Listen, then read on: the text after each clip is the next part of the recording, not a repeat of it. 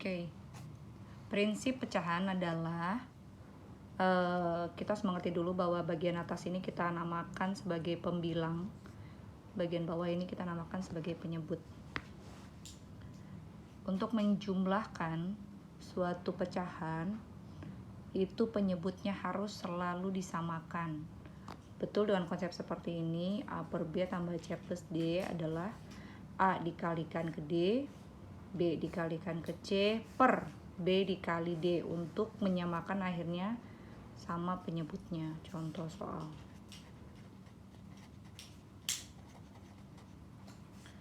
Misalnya 3/5 dikali 2/4. Untuk menyamakan penyebut, ini lebih gampangnya 5/4-nya ini harus dikalikan aja. 5 kali 4 sama dengan 20. Jadi sebetulnya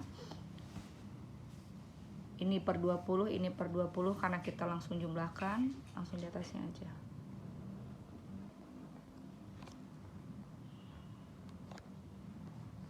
Nah ini 3 kali 4-nya 12.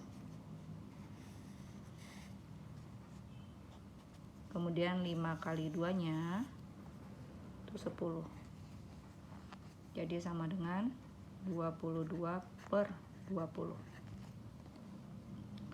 Nah udah seperti ini. Kalau minta disederhanakan lagi, sebetulnya bisa dibagi dengan bilangan yang bisa sama-sama di bagian antara penyembilang dan penyebut. Misalnya bisa dibagi 2,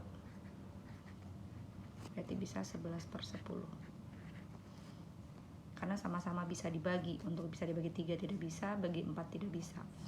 11/10 ini adalah sudah bentuk paling sederhana, karena tidak bisa dibagi dengan bilangan yang sama. Paling dibagi 1 kan, jadi udah paling sederhana. Tadi yang aku sampaikan masalah pecahan campuran, itu 11/10 ini bisa dijadikan campuran.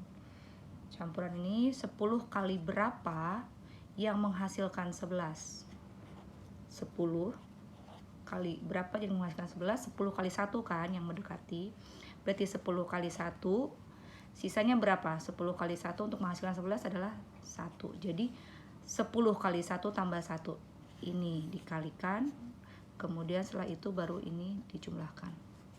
10 kali 1 tambah 1. Sama halnya dengan 23/20 tadi. Berarti 20 dikalikan 1, tinggal sisa 3 adalah 13/20. Ini sudah bilangan campuran untuk max. Nah, ini untuk soal penjumlahan yang cuman 2 saja. Kalau sudah 3 itu agak repot. Misal, contoh soal berikutnya ya.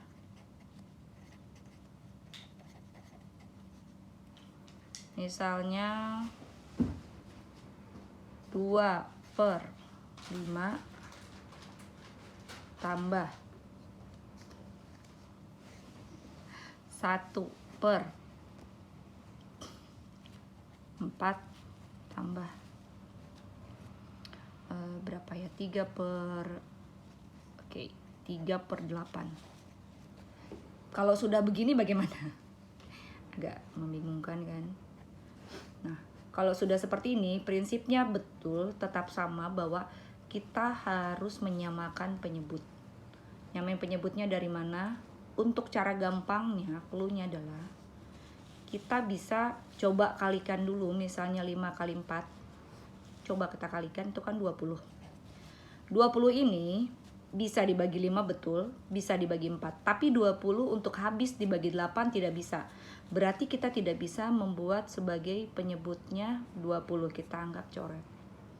Lalu kita cari lagi, 4 kali 8. 4 kali 8, 32. Hanya saja 32 juga tidak bisa dibagi 5, habis tidak bisa. 32 dibagi 4 bisa, dibagi 8 bisa. Berarti tidak bisa dijadikan sebagai penyebut untuk seluruhnya. Yang bisa adalah, coba kita cari lagi 5 dikali 8. 5 kali 8 ini 40.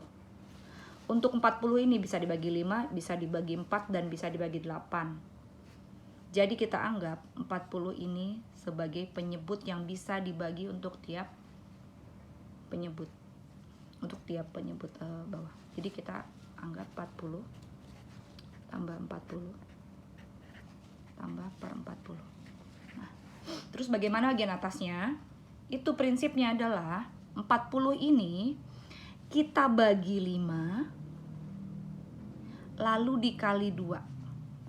40 dibagi 5 lalu dikalikan dengan pembilang. 40 bagi 5 8, 8 kali 2 16. 40 dibagi 4 10, 10 kali 1 10. 40 dibagi 8 5, 5 kali 3 15. Baru kita bisa jumlahkan. 31 tambah 30 dan 21 tambah 30, 31 per 40. Ini sudah hasilnya. Oke guys, selamat belajar.